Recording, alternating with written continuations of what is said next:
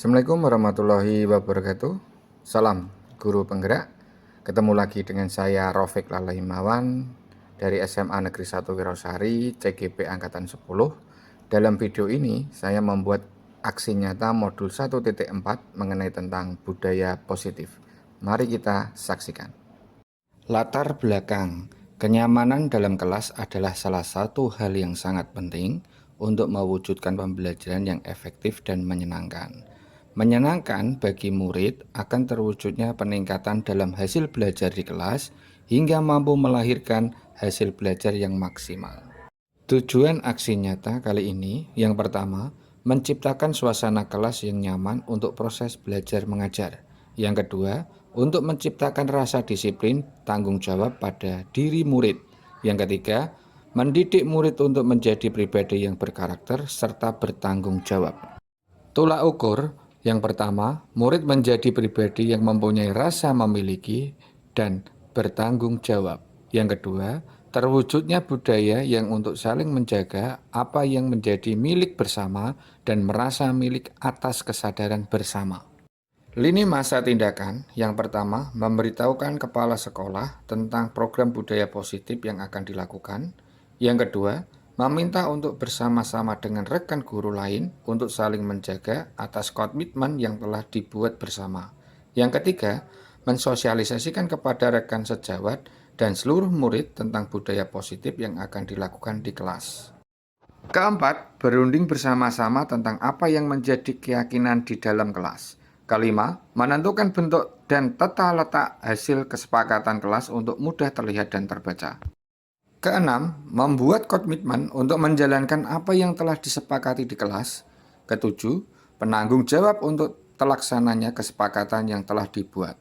Dukungan yang dibutuhkan untuk aksi nyata kali ini, yang pertama, dukungan dari kepala sekolah, rekan guru, dan murid agar tindakan yang telah disusun dapat dilaksanakan dengan lancar dan menyeluruh. Yang kedua, sarana prasarana yang mendukung untuk menumbuhkan budaya positif di sekolah. Berikut kegiatan diseminasi budaya positif yang saya lakukan. Mari kita saksikan bersama. Bagaimana kabarnya Bapak Guru? Nah, sebelum kegiatan diseminasi budaya positif di SMA Negeri Wirosari, nanti yang menyampaikan saya, untuk itu kita berdoa dulu. Saya bimbing ya. Berdoa menurut agamanya masing-masing, dipersilakan.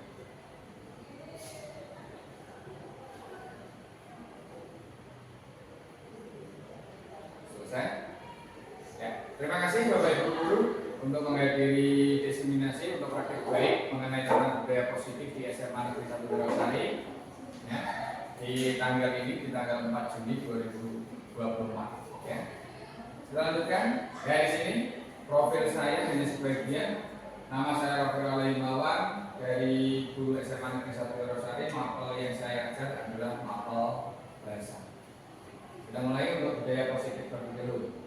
Budaya positif di sini dijelaskan, budaya positif di sekolah merupakan nilai-nilai keyakinan dan kebiasaan-kebiasaan di sekolah dari pihak kepala kepada murid agar murid dapat berkembang menjadi pribadi yang baik, penuh dengan hormat dengan sesama atau bahkan gurunya dan bertanggung jawab. Makanya di sini di dalam budaya positif itu murid semuanya diajarkan untuk saling menghormati, bertanggung jawab, berperilaku baik dalam suatu lingkungan di SMA Negeri 1 Wirosari. Nah, nanti yang kita sampaikan di sini ada 6. 1. Disiplin positif dengan nilai kebijakan. Yang kedua, konsep disiplin positif atau motivasi. Yang ketiga, keyakinan kelas. Dan yang keempat, kebutuhan dasar manusia. Dan kelima, 5 posisi kontrol. Keenam, segitiga restitusi. Yang pertama, disiplin positif dan nilai kebijakan di sini. Di dalam suatu filosofi yang diadakan oleh Kiai Jodiwanto, di sini saya merangkumnya. Kita ambil dari sebuah perbandingan dengan kehidupan tumbuhan, ya. Makanya kita sebagai guru itu ibaratnya sebuah petani, ya, yang menanam sebuah tumbuhan yang berbeda-beda di tempat persoalan. Nah, makanya di situ antara tanaman padi dengan tanaman yang jagung atau yang lain itu treatmentnya adalah berbeda. Itu ibarat murid adalah tanaman tersebut. Makanya tidak boleh treatment semua siswa itu semuanya disamakan. Harus kita teliti, kita pahami dulu karakter si anak, si A seperti apa, si B seperti apa, si C seperti apa. Nah, itu diibaratkan dari Pak Diajak Dewanoro itu seperti kita menanam sebuah padi. Makanya padi, jagung, dan yang lain memberikan pupuk yang berbeda. Ya, kan? Kalau kita samakan pupuknya, bagaimana tanaman jagung? Kita berikan pupuk untuk padi, akan tumbuh dengan subur? Tidak. Ya, kan? Begitu juga tanaman yang lain, ya kan? Maka di dalam sebuah paradigma filosofi Diajak Dewanoro, kita diibaratkan seperti petani. Oke, kita lanjut. Nah, di sini Merdeka Belajar menurut Diajak Dewanoro di sini kita bisa mengartikan adalah memerintah untuk dirinya sendiri. Ya, kita ambil dari bukunya Diajak Dewanoro di halaman 469 ya, itu mengenai tentang suatu filosofi Diajak Dewanoro mengenai tentang suatu pendidikan. Nah, apa yang disebut dengan ilustrasi kontrol sekarang? Nah, kita lihat di sini. Ilustrasi kontrol adalah kecenderungan untuk melebihkan kemampuan mengendali sesuatu. Berarti kita bisa mengontrol bagaimana kita membimbing anak dengan karakter-karakter yang berbeda. Bahkan kita bisa membimbing anak biar anak bisa mengontrol, ya, termasuk dalam unsur intrinsik kepribadiannya si anak, ya kan, agar bisa bertanggung jawab dengan karakter-karakter mendekati atau bahkan kita samakan dengan profil pelajar Pancasila untuk kurikulum sekarang. Ya. Nah, perubahan paradigma teori kontrol di sini yang pertama ilusi guru kontrol murid. Berarti guru itu mengontrol murid, mengarahkan agar lebih baik karakternya. Yang kedua, bahkan kritik itu membuat orang merasa bersalah, ya, dapat menguatkan karakternya. Nah, makanya di sini hati-hati untuk mengkritik, ya, Bapak Ibu guru. Di dalam suatu ilustrasi di sini adalah kritik bisa menjatuhkan karakter siswa, bahkan kritik bisa juga menguatkan karakter sebuah kepribadian siswa. Itu tergantung dari karakter anak masing-masing.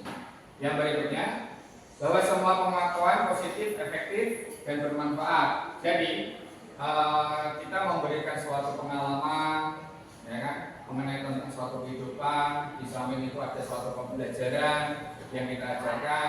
Itu memberikan suatu pengalaman kepada anak biar anak berpikir yang positif, ya kan, yang efektif untuk karakter yang sesuai dengan dirinya sendiri. Itu manfaatnya di sini. Ya. Yang berikutnya, bahwa orang dewasa memiliki hak untuk memaksa. Nah, di sini memaksa dalam suatu arti, ya, kita tidak boleh langsung mengejudge. Kamu harus gini, kamu harus gini, kamu harus gini, tidak. Tetapi di dalam suatu pendidikan, kita itu boleh untuk hak untuk memaksa dalam suatu pengertian disesuaikan dengan karakternya. Nah, contoh misalkan di dalam pelajaran saya sendiri bahasa Indonesia, misalkan anak memiliki suatu kesalahan, apakah saya hukum lari? Ya, kalau anak itu karakternya suka olahraga, kalau enggak, tidak memiliki manfaat, ya kan? Ya, kita sesuaikan dengan apa yang kesalahan konsekuensinya apa, seperti apa. Kita jelaskan kepada si anak. Itu namanya paradigma di dalam suatu ilusi kontrol. Nah, di sini perubahan paradigma ilusi di sini ada stimulus respon sama teori kontrol. Kita bisa lihat yang stimulus respon, kita mencoba mengubah orang agar berpandangan sama dengan dia. Sulit atau tidak, Bapak Ibu? Untuk sulit, ya. Tetapi di sini teori kontrol kita berusaha memahami pandangan orang lain tentang dunia. Nah, terus yang berikutnya, perilaku buruk dilihat sebagai suatu kesalahan. Teori kontrolnya, semua perilaku memiliki suatu tujuan. Ya, stimulus yang ketiga, orang lain bisa mengontrol saya, tetapi untuk teori hanya Anda yang bisa mengontrol diri Anda. Ya. Saya bisa mengontrol orang lain, Anda tidak bisa mengontrol orang lain. Pemaksaan ada pada saat rujukan gagal, kolaborasi dan konsensus ya, menciptakan kolaborasi menciptakan pihak-pihak yang baru. Nah, di sini model berpikir menang atau kalah. Metode berpikir menang. Nah, di sini yang kita berikan untuk Bapak Ibu harus memiliki yang namanya teori kontrol. Makanya dari pertanyaan tadi yang pertama untuk stimulus respon di sini mencoba mengubah agar pandangan sama dengan kita untuk orang lain itu memang sangat sulit, ya kan? Mengarahkan orang lain biar sama dengan pendapat kita. Tetapi pada perilaku orang memiliki suatu pendapat pasti memiliki sebuah tujuan yang berbeda, ya kan? Makanya di sini kita harus berpandangan tentang dunia. Kita bukan dunia ibaratnya yang luas, ya kan? Yang luas artinya semua orang itu tidak bisa kita kuasai, tetapi yang bisa mengontrol adalah dirinya sendiri. Itu untuk paradigma stimulus atau teori kontrol. Berikutnya stimulus. Nah, di sini pengertiannya merupakan peristiwa yang terjadi, ya, baik di luar maupun di dalam tubuh manusia yang menyebabkan timbulnya suatu perubahan tingkah laku. Nah, ini dari intern di dalam, ya, itu untuk stimulus. Respon di sini perubahan yang disebabkan oleh adanya stimulus. Nah, di dalam kita diri pribadi, ya kan, pasti kan memiliki suatu perilaku, ya kan, perilakunya bagaimana, apakah itu baik, buruk, nanti akan menjadikan suatu respon. Dan respon itu timbulnya dari sebab stimulus. Misalkan ada anak, ini nanti saya kasih videonya di sini. Saya ada semacam suatu video kasus itu anak tidak mengumpulkan tugas, ya kan? Tidak mengumpulkan tugas. Pada saat saya ada tugas dari kepala sekolah, saya kasih tugas dia tidak kosong. Tetapi anak-anak yang lain itu mengumpulkan, tapi ada satu anak yang tidak mengumpulkan. Nah, di sini penyebabnya apa? Ya, itu kan dari stimulus tadi. Dia tidak mengumpulkan, stimulusnya apa penyebabnya? Ternyata dia tidur. Dan tidur ada responnya lagi. Kenapa dia ada suatu respon untuk kenapa kamu ketiduran di dalam kelas? Itu pasti ada. Tujuannya, alasannya apa? Itu di dalam stimulus dan respon. Berikutnya yang kedua, konsep disiplin positif dan motivasi. Nah, sini. Apa yang dimaksud dengan disiplin? Nah, kita dari bahasa Latin bisa kita lihat, ya kan? Disiplina, ya kan? Artinya belajar. Nah, yang berikutnya di sini, makna asal dari kata yang berkonotasi dengan disiplin dari murid-murid, ya. Ini dari Socrates atau Plato, ya. Di sini menjelaskan bahwa suatu disiplin berubah, yang telah berubah sesuai yang dilakukan orang untuk mendapatkan kepatuhan. Ini itu yang namanya suatu disiplin. Makanya disiplin, kata disiplin dengan ditindaknya bukan dengan yang kita hargai atau mencapaikan suatu tujuan yang mulia. Ya, ini adalah semacam tujuan dari sebuah disiplin atau makna dari disiplin. Bisa kita lihat. Nah, sekarang teori motivasi perilaku manusia itu ada dua, yaitu ada eksternal sama internal. Ya kan? Eksternal itu faktor dari luar, internal itu faktor dari dalam. Ya kan? Kita lihat yang pertama di sini motivasi eksternal. Ini nomor satu, untuk menghindari ketidaknyamanan atau hukuman, nah, menggunakan kata-kata semacam ini atau suatu pertanyaan semacam ini. Apa yang akan terjadi apabila saya tidak melakukannya? itu namanya eksternal. Yang kedua, termasuk eksternal juga, untuk mendapatkan imbalan dari orang lain, ya kan? Apa yang akan saya dapatkan apabila saya melakukannya, ya kan? Itu dari eksternal, ya kan? Misalkan kalau ada anak mengerjakan sesuatu, harapan si anak itu pasti akan mendapatkan suatu nilai. Itu pada umumnya. Tetapi banyak bapak ibu guru yang memberikan suatu motivasi eksternal menggunakan semacam suatu hadiah. Ya kan, makanya ada timbul pertanyaan di benak mereka semacamnya. Ya, di sini. Nah, kita lihat dari motivasi internal. Nah, saya akan menjadi orang yang seperti apa bila saya melakukan, seperti apa yang saya lakukan. Ini dari dalam dirinya sendiri. Saya melakukan hal semacam ini dari segi yang positif, ya kan? Nanti apa yang saya dapat itu dari dirinya sendiri. Itu teori motivasi atau perilaku manusia. Kita lihat di sini. Yang berikutnya yang ketiga, keyakinan kelas, hukuman dan penghargaan. Nah, coba Bapak berpikir, bisa menjawab sejenak. Hukuman positif dapat meningkatkan kedisiplinan anak. Setuju atau tidak? Setuju. Kenapa Bu Nur setuju? Nah, pastikan melakukan hal jawaban dari tadi yang saya terangkan kan, stimulus, ya kan, setuju, ya kan, responnya apa? Nah, itu alasannya seperti itu. Mungkin alasannya ada kata positif ya. Jadi kan positif itu kan menuju lebih baik. Jadi mungkin ketika siswa itu dikasih, tapi bukan hukuman. Mungkin seperti sanksi. Kalau hukuman kan kelihatannya lebih ke jahat atau mungkin tidak positif. Jadi mendidik anak itu menjadi lebih baik lagi untuk meningkatkan disiplinnya. Mungkin contohnya misalnya ketika terlambat masuk kelas misalnya, ternyata bapak ibu sudah di dalam kelas. Jadi sanksinya apa? Mungkin sudah ada di akhir kelas sebelumnya.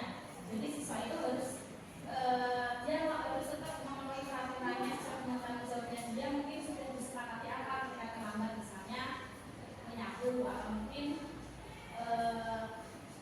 membaca buku di perpus atau apa, sehingga meningkatkan perilaku positif. Berarti hukuman untuk Bu Nur setuju, ya. Saya cermati, saya rangkum sedikit karena di dalam suatu hukuman yang lebih positif yang sesuai, ya kan, dari apa yang dilakukan oleh siswa itu menunjukkan apa namanya, mengarahkan ke siswa ke karakter yang berbeda yang lebih bagus, ya. Mungkin Bapak Ibu yang lain? Hah? Saya. Gimana Bu? Setuju Banda? Tidak setuju dengan kata hukuman itu, Pak. Kenapa? Saya tanya kenapa Bapak kok menggunakan kata hukuman? Karena kan ini kan guru berbeda ya, itu kan tidak ada hukuman ada anak. Kenapa masih menggunakan kata hukuman? Saya itu kok hukuman ya kenapa? Ya makanya pertanyaan ini, apakah apakah hukuman positif dapat meningkatkan kedisiplinan si anak? Menurut Ibu setuju atau tidak? Tidak, karena apa? Ya karena Karena apa? Karena hukuman itu akan gimana ya? Ketidaksetujuan peserta didik itu akan segera dihukum. Nah, berarti ada yang tidak setuju. Karena apa? Hukuman itu peserta didik tidak akan jeda pada saat dihukum. Ya, karena kan kita tidak boleh menghukum. Ya, tepatnya itu kalau dihukum itu kalau untuk dari jawabannya Bu Kasmi, ya kan, itu saya simpulkan bahasa yang enaknya adalah menjatuhkan karakter si anak. Karena anak itu memiliki karakter yang berbeda. Masih ingat kan zaman kita dulu masih kecil membulian, ya? Kenapa sekarang bully itu malah dibumingkan jangan sampai membuli, ya kan? Nah, tapi dulu ke zaman kita dulu, ya, membuli itu sama saja pada saat itu ada kesalahan, teman-teman kita menghukum dengan cara membuli. Itu malah justru sampai sekarang membangun suatu karakter yang kuat buat kita sendiri, tidak lemah. untuk menghadapi apa. Itu berbedanya di sini. Ya kan? Nah, untuk karakter sini mungkin membuli itu memiliki suatu peraturan dari undang-undang semacam tidak boleh dilakukan karena untuk menjatuhkan karakter anak sekarang. Gitu ya. Oke, terima kasih. Berikutnya di sini, pemberian hadiah dapat memotivasi siswa. Setuju atau tidak? Enggak Bu, setuju atau tidak? Setuju, kenapa?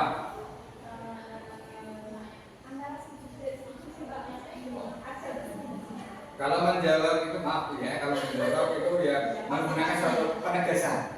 Setuju ya setuju, kalau tidak ya tidak. Nah, mungkin butuh kepastian. Oke. Gimana? Jadi tidak boleh memberikan gambaran kalau ada sisi negatifnya atau sisi positifnya tidak boleh. Nah, jawabannya setuju atau tidak? Tidak. Tidak. Saya alami. Kenapa saya tidak setuju? Karena kalau memberikan hadiah kepada siswa itu nanti takutnya malah dia itu kalau pengen hanya menjadi pamrih gitu loh. Kalau misalkan dia memberikan suatu bantuan pada orang lain itu malah mengharapkan kembali dari. Mengharapkan suatu kembali jadi. Ya, itu dari sisi kalau sekarang saya tidak setuju. Terima kasih. Benar ini. Nah, mungkin ada yang lain? Pak Indra? Setuju atau tidak, Pak Indra?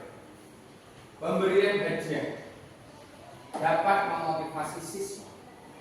Ini dari Pak Indra dari guru olahraga. Hadiah ya, menurut saya dia Setuju atau tidak? setuju. Setuju. Kenapa, Pak Indra? Termasuk motivasi. Kenapa? Penyemangat anak. Berarti kalau kita di dalam olahraga ya, itu harus ada sesuatu yang diberikan. Misalkan apresiasi sebagai juara, misalkan piala itu harus ada karena sebagai penyemangat untuk sebagai penyemangat untuk menimbulkan kreativitas kepada anak, ya kan? Itu kata Pak Indra setuju, ya kan? Nah, daripada di sini,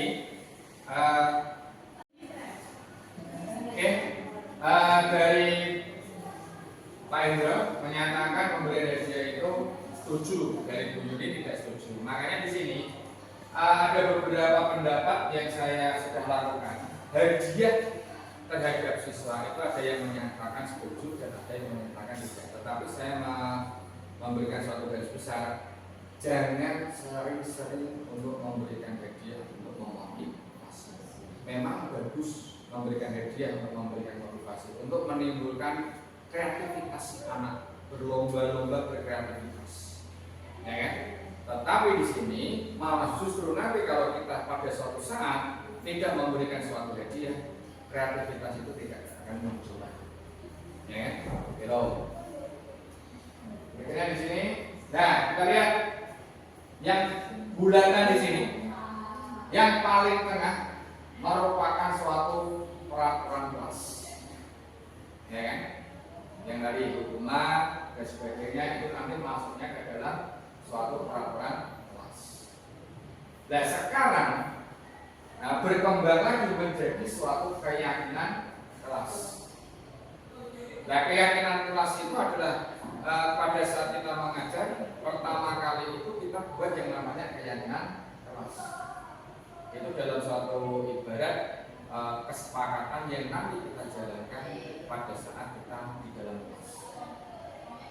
Dan di situ tidak boleh ada suatu pelanggaran dan ada konsekuensi. Itu nanti kalau sudah berjalan yang namanya keyakinan kelas, siswa bertanggung jawab menjalankan yang namanya keyakinan kelas, berarti kita meningkat merupakan suatu lingkungan yang positif, ya kan? Bisa lingkungan di dalam kelas yang positif yang lebih baik, bahkan lingkungan di sekitar sekolah, ya kan? Dalam sekolah dan sebagainya itu. Nah itu namanya nanti akan berkembang menjadi lingkungan yang positif. Kenapa? Karena dalam suatu keyakinan kelas di sini anak-anak bertanggung jawab untuk menjalankan apa yang disepakati secara bersama. Ya, kesepakatan itu adalah keinginan ya. Keinginan itu bermacam-macam. Kalau misalnya dalam kelas ini Bapak Ibu guru itu keinginannya apa toh? Nah mungkin satu contoh saja, misalkan di sini ada kipas 2, keinginan ruangan ini AC, jadi ini, betul apa enggak? Nah itu namanya suatu keinginan yang nanti kita ambil, kumpulkan dari beberapa orang yang tadi, Bapak Ibu Guru, dari sini nanti kita buat yang namanya kalimat positif menjadi suatu keyakinan. Kalau keyakinan kita sudah disepakati, baru nanti melebar menggunakan lingkungan yang positif. Nah kalau sudah lingkungan positif, melebar lagi sekolah ini, sekolahan yang menjunjung tinggi yang namanya budaya positif. Gitu. Yang berikutnya di sini, apa tuh keyakinan positif? Nah di sini, Bapak Ibu bisa membaca di sini. Keyakinan merupakan suatu nilai kebijakan atau prinsip universal yang disepakati bersama secara universal, ya kan?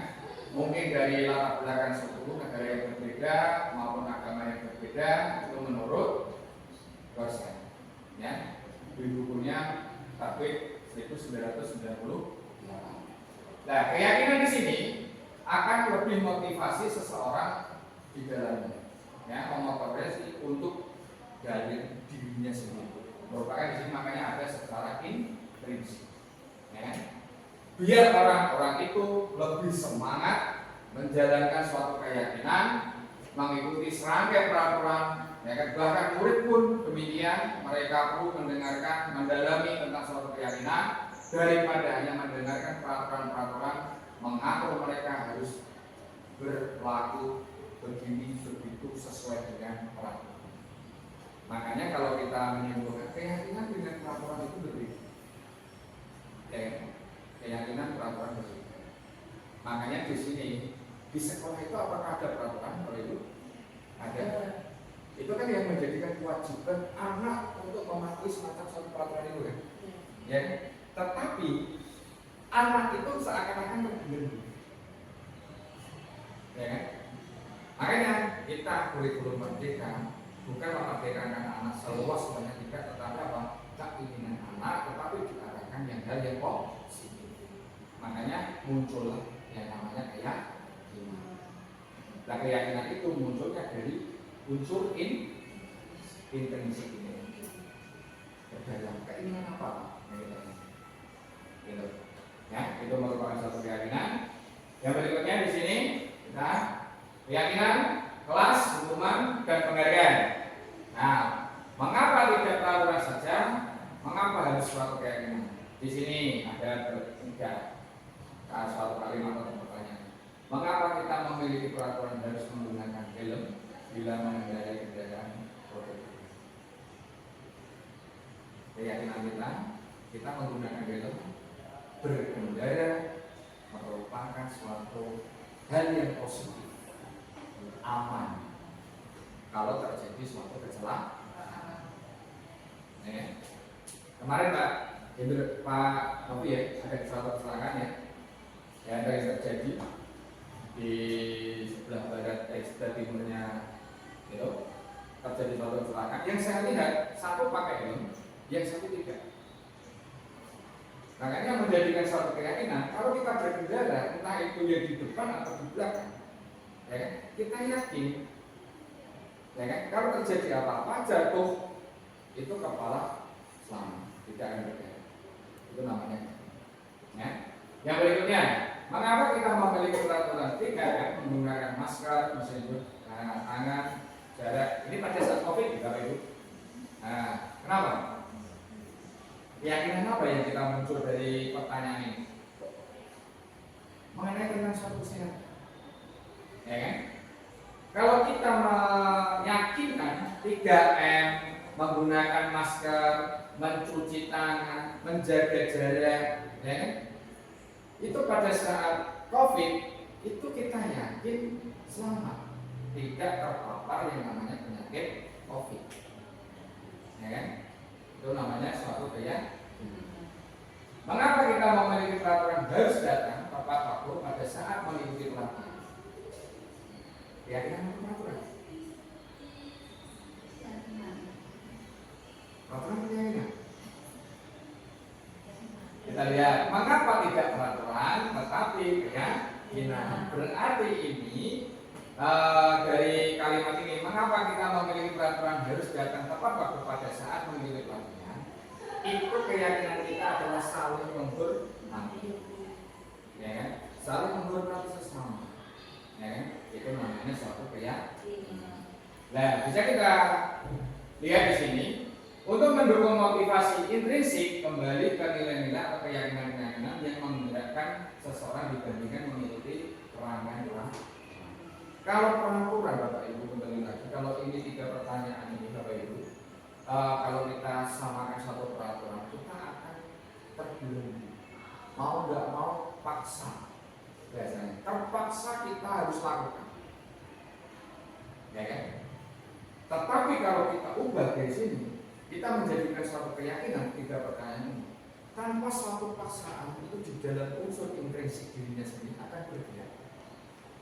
Karena sudah meyakini hal tadi pakai helm aman, jaga jarak, suci sehat, ya kan? Datang tepat waktu, saling menghormati. Nah, kalau kita lihat saling menghormati, kesehatan sebagainya, itu adalah merupakan suatu pembelajaran di dalam P. Salah satunya ada di situ. Makanya kita mengajarkan suatu anak. Kenapa kurikulum merdeka harus ada pilihannya? Karena membentukkan suatu karakter yang positif. Oke. Berikutnya di sini. Ya, ini antara perbedaan peraturan dan keyakinan. Ya, selalu mengembalikan diri pada tempatnya. Itu merupakan keyakinan yang bertanggung jawab. Ya kan? Dilarang mengganggu orang lain, saling membunuh. Ya kan? Di sini hadir di sekolah 15 menit sebelum pembelajaran, saling menghormati lagi atau komitmen, ya, tujuan di situ. Dilarang melakukan kekerasan, nah merupakan suatu penghormatan atau bahkan selamat, ya kan? Dilarang menggunakan narkoba, kesehatan, ya di sini penggantian atau menggunakan giliran, penunggu giliran, menghormati atau kesabaran. Gunakan masker, kesehatan, ya kan? Dan di sini yang terakhir, jangan berlari di kelas paripurna. Merupakan apa Bapak Ibu? Selamat. Ya kan? Dan di sini jadi dari peraturan ini kita ubah menggunakan kalimat yang positif menjadi kayak ada tanggung jawab, menghormati, ya kan, komitmen, saling menghargai, kesehatan, ya kan, keselamatan, ya, itu adalah merupakan kata yang positif yang dijadikan nilai kebijakan atau di dalam suatu keyakinan. Dari mana? Dari orang. Dan nanti Bapak Ibu bisa menggunakan ini di kelas, membentuk suatu keyakinan, keinginan siswa dalam suatu kelas. Bapak Ibu pelajarannya masing-masing apa, bisa dibentuk masing-masing, atau bahkan secara global itu harusnya bisa. Ya kan? Kalau Bapak Ibu sepakati, wali kelas itu biasanya juga membentuk yang namanya keyakinan. Dan kalau misalkan Bapak Ibu sudah sesuai, cocok misalkan dengan keyakinan yang dibentuk oleh wali kelas, digunakan nanti boleh. Tidak usah langsung kita apa, misalkan biologi, pengennya apa. Nah, kalau misalkan biologi itu sudah cocok, oke. Atau bahkan ditambah lagi, boleh. Ya, sesuai dengan kesepakatan dalam suatu kelas. Dan kesepakatan dalam suatu kelas satu dengan kelas yang lain berbeda nih, karena siswanya berbeda, karakternya berbeda. Mungkin ada beberapa hal yang sama, tetapi biasanya ada juga berbeda. Di sini dihukum oleh penghargaan. Nah, untuk menjawab tadi, pengaruh jangka pendek dan jangka panjang. Artinya bagaimana? Nah, senang kalau mendapatkan suatu hadiah saja itu merupakan jangka pendek. Tapi jangka panjangnya ada hal yang positif atau negatif? Negatif, ya. Nah, ibaratnya siswa itu kalau tidak melakukan sesuatu, tidak mendapatkan suatu penghargaan, nggak mau melakukan sesuatu, ya kan? Makanya penghargaan sebuah motivasi untuk siswa. Ya kan? Kalau kita sering menggunakan semacam itu, kita kasih dia, tak kasih uang, tak kasih apa tadi, kecuali kalau lomba tadi Pak Hendro ya. Pak Hendro mau menjelaskan itu kalau saya tangkap lomba. Kalau lomba memang harus wajib. Karena motivasi untuk meraih satu juara kan diperlombakan. Tetapi kalau di dalam suatu pembelajaran ya itu tidak harus. Ya kan? Yang berikutnya penghargaan menghukum. Nah, penghargaan menghukum itu dalam satu arti dibilang Bapak Ibu menemukan suatu kasus siswa dalam kelas, ya kan? Suatu kesalahan dikasih penghargaan berupa apa? Hukuman yang tidak sesuai. Itu salah. Nah, hukuman itu diubah menjadi konsekuensi. Nah, konsekuensi dari mana? Betul, dari keyakinan kelas tadi yang sudah disepakati. Belum sudah memahami. Sudah membuat keyakinan kelas. Oh, sudah. Ya, belum. Berikutnya, penghargaan mengurangi ketepatan. Ya, penghargaan mengurangi suatu ketepatan itu dalam suatu ketepatan itu ditujukan kepada kreativitas siswa. Kalau kita sering menghargai atau memberikan sesuatu, pasti siswa akan berlomba-lomba kreatif. Contoh misalnya bahasa Indonesia, silakan buat teks anekdot dibuat video. Nanti yang paling bagus saya berikan hadiah. Ya. Itu nanti akan berlomba-lomba. Tetapi pada saat saya tidak, silakan beli tugas dibuat video, sudah selesai. Ada begitu ya. Di sini ketepatan itu harus kita lihat salahnya. Kadang ngasih penghargaan, kadang tidak. Ya, jangan langsung kasih hadiah dan sebagainya kepada siswa, itu nanti akan merujuk kepada siswa, akan menggantungkan. Kalau saya tidak melakukan itu, tidak dapat hadiah, senang saya. Diam saja. Ya, ketepatan itu harus kita bahas. Nah, di sini yang berikutnya penghargaan tidak efektif yang tadi bisa jelaskan tadi termasuk. Kalau kita mengasih suatu penghargaan itu tidak efektif. Media apapun itu tidak efektif untuk membangun karakter siswa. Ya. Yang berikutnya penghargaan merusak hubungan. Hubungan apa yang dirusak? Apa hubungannya?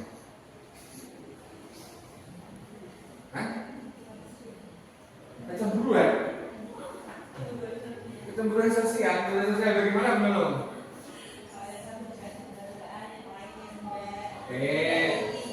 Nah, jadi nanti akan menimbulkan suatu sikap kan dari dunia ingkar itu tadi. Apa itu?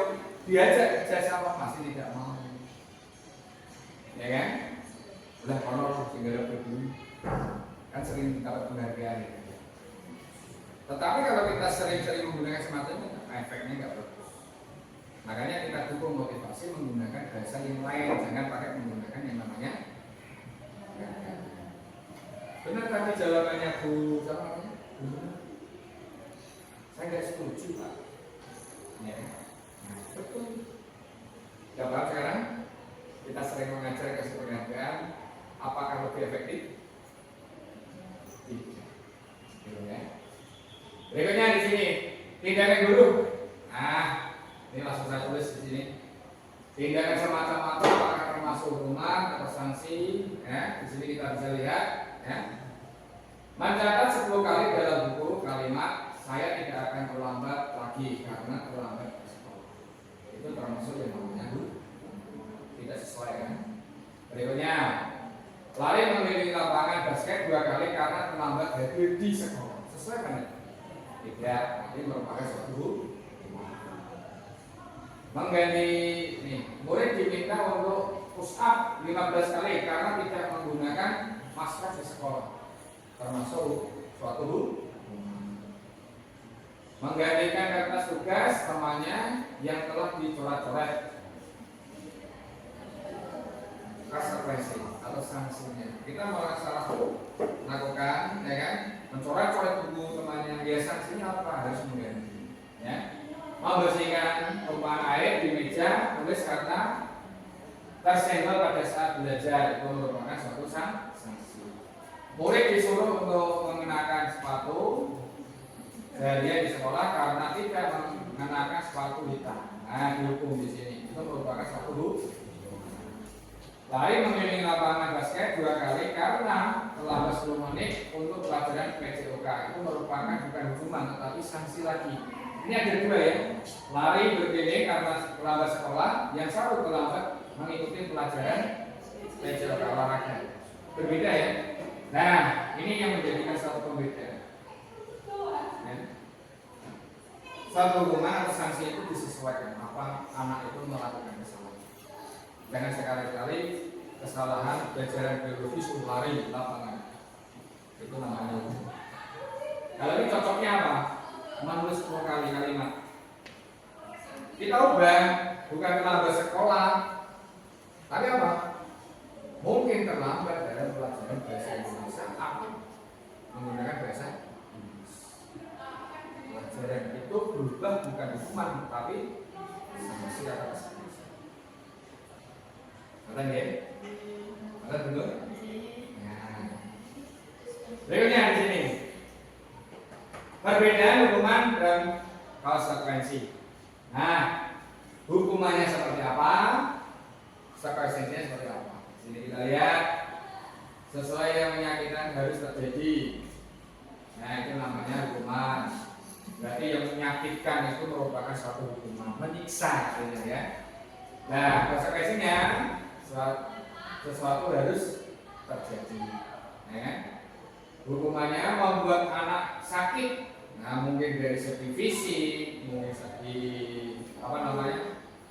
dari dalam, ya, jangka panjang yang lama, membuat anak merasa tidak nyaman dalam jangka waktu pendek. Kalau hukuman itu jangkanya panjang, kalau hukuman itu merupakan jangka panjang, membuat efek orang, tetapi kalau untuk konsekuensi efek untuk muridnya adalah jangka pendek. Anak membenci kedisiplinan, itu namanya suatu hukuman. Tetapi di sini untuk konsekuensi stimulus tanggapan, ya. Memberikan suatu motivasi kepada anak apa yang dilakukan kesalahannya seperti apa. Mendorong anak menyakiti dan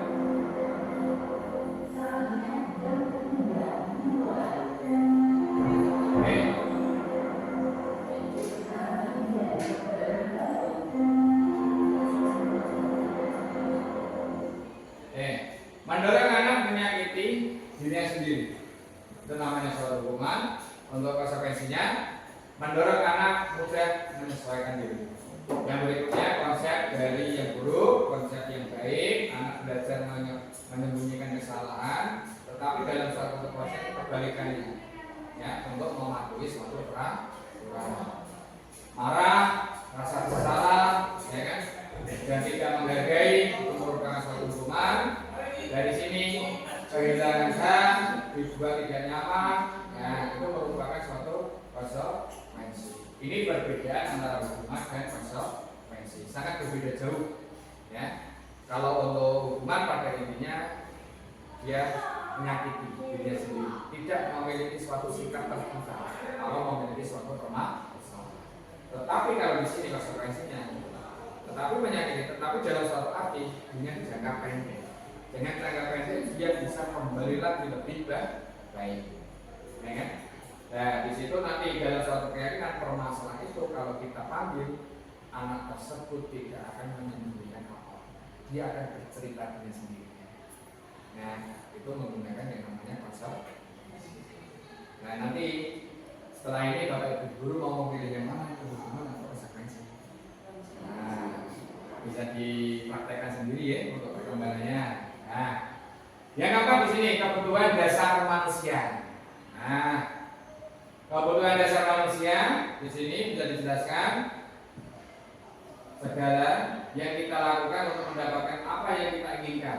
Seluruh tindakan yang kita lakukan memiliki suatu tujuan usaha yang terbaik yang dilakukan adalah dalam rangka kebutuhan dasar terpenuhi dengan baik.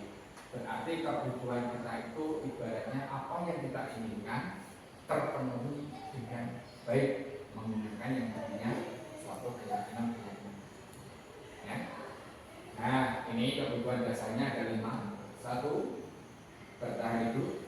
Nah, nanti ada yang cinta kasih, atau rasa memiliki, dimiliki, penguasaan, kebebasan, sama kesenangan.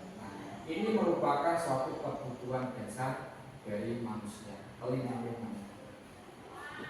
Bapak Ibu ada yang memiliki ini 5-5-nya atau yang tidak ada salah satu yang memiliki? Semuanya memiliki ya? Tidak mungkin Bapak Ibu guru ini salah satu dari 5 dasar kebutuhan ini salah satu tidak memiliki, tidak mungkin, ya kan? Kebebasan itu sudah bebas untuk memilih, penguasaan itu menguasai mata pelajaran masing-masing, kesenangan. Mungkin kalau saya itu kalau sambil mengajar di dalam suatu kelas itu saya anggap semacam satu hiburan, itu merupakan suatu kesenangan, ya. Atau bisa dalam suatu pengertian di sini ada timbul cinta kasih, rasa memiliki, pasti ibu memiliki, ya. Selain satu pasangan pasti memiliki apa toh cinta kasihnya kepada siapa? Kepada murid, ya kan? Kepada murid, ibaratnya murid itu sebagai anak kita sendiri, gitu ya. Nah, di sini kebutuhan dasar manusia itu yang pertama, bertahan hidup itu apa toh? Makan, tempat tinggal, pakaian, kawan, kesehatan. Bapak Ibu memiliki ini? Berikutnya cinta, ya. Kasih atau rasa memiliki di sini adalah apa? Rasa diterima, dipedulikan, berbagi, kerjasama, ya kan? Berbagi dalam suatu kelompok. Nah, itu maksudnya rasa penguasaan, harga diri, keinginan untuk dianggap, memimpin, berprestasi, ya kan? Gitu. Berikutnya kebebasan, mandiri, memiliki pilihan, mencoba yang sendiri, ya kan? Itu merupakan suatu kebebasan. Lalu kesenangan di sini bermain, humor, ya kan?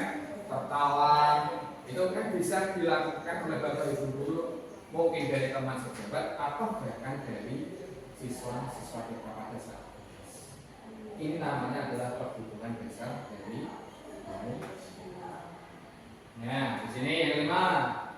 Ya, sekarang kita menuju materi yang kelima. 5 posisi kontrol. Nah, ini 5 posisi kontrol yang Bapak Ibu lihat. Yang merah ini adalah posisi kita nanti akan menjadi seorang guru. Yang pertama penghukum, ya. Yang kedua membuat orang itu merasa bersalah, ya. Atau bahkan dari teman, pemantau, atau manajemen, ya. Ini nanti Bapak Ibu guru bisa memilih mana yang sesuai dengan kurikulum sekarang. Kalau penghukum, tidak. Membuat merasa bersalah, tidak. Sebagai teman, tidak. Nah, sesuai dengan suatu kebutuhan, ya. Pemantau, iya atau tidak? Iya. Karena kita sebagai guru harus memantau karakternya si anak kan. Itu sebagai pemantau atau memiliki suatu masalah kita pantau. Manajer, iya. Manajer itu fungsinya untuk mengarahkan, membimbing anak untuk melakukan budaya yang positif atau karakter yang positif yang lebih baik, yang nantinya si anak dibawa keluar kelas dalam suatu masyarakat sudah memiliki suatu karakter yang lebih baik. Nah, kita lihat di sini ada satu kolom-kolom sudah saya bedakan di sini ya. Penghukum, ya, guru berbuat apa ini sudah ada di sini terangnya. Penghukum itu adalah ketika menunjuk-nunjuk, ya kan, menyindir. Nah, itu yang dilakukan oleh guru. Pernah Bapak Ibu menyindir si anak?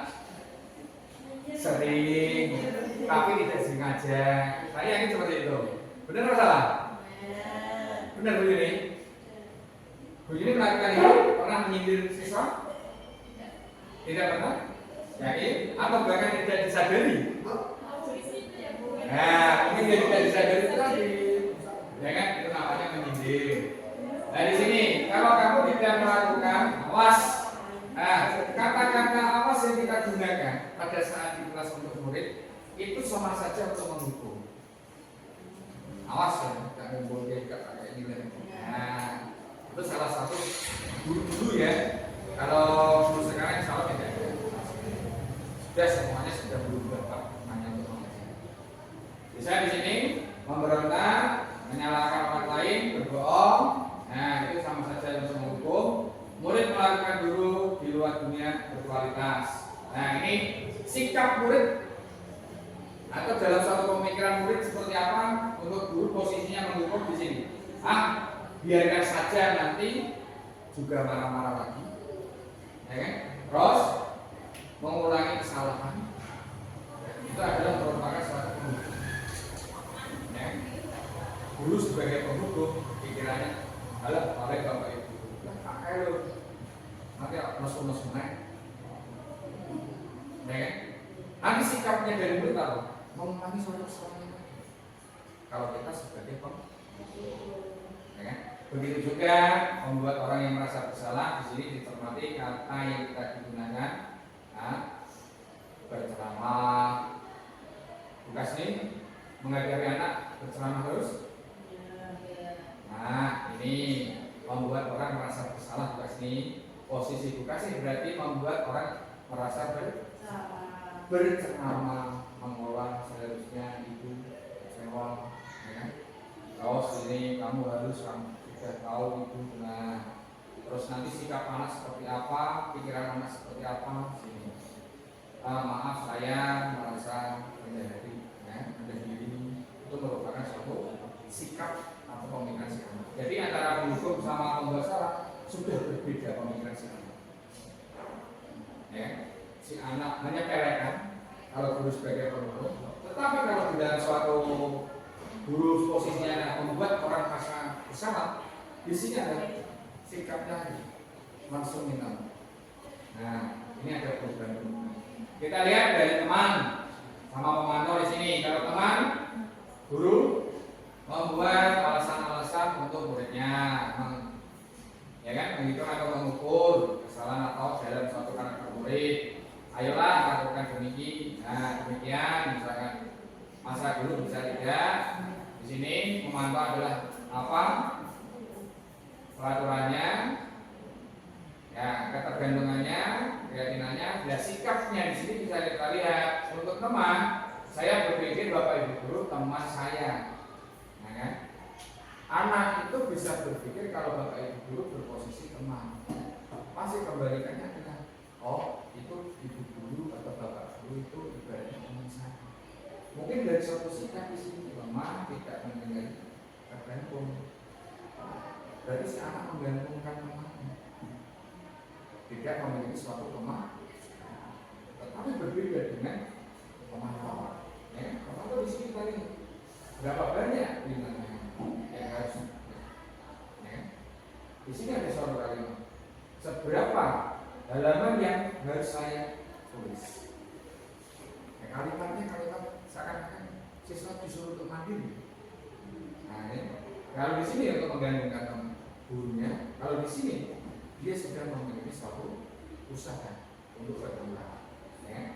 Nah, untuk pemikiran dampaknya di sini, ya bisa dilihat oleh Bapak Ibu memilih ya, pada sanksi hadiah untuk hal yang lain atau perkembangan ini, atau memberikan suatu sanksi atau hadiah untuk suatu perkembangan.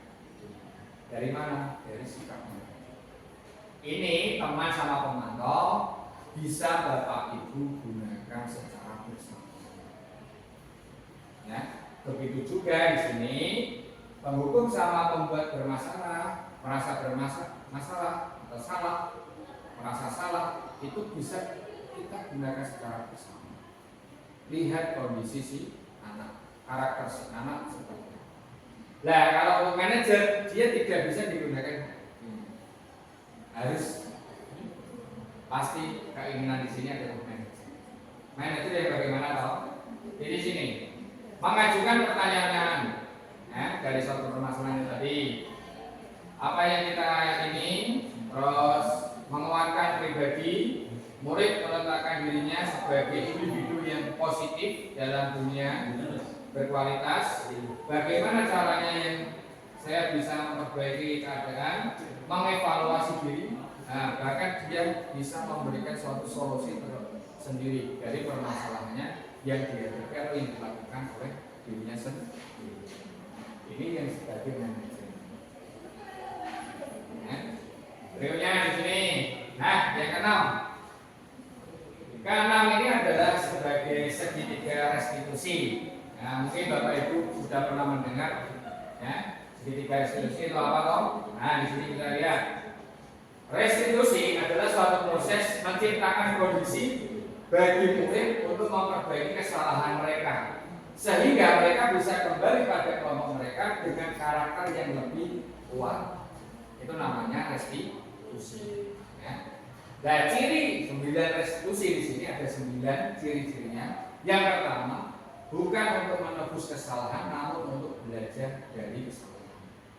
Yang kedua, memperbaiki suatu hubungan. Yang ketiga, tawaran bukan paksaan.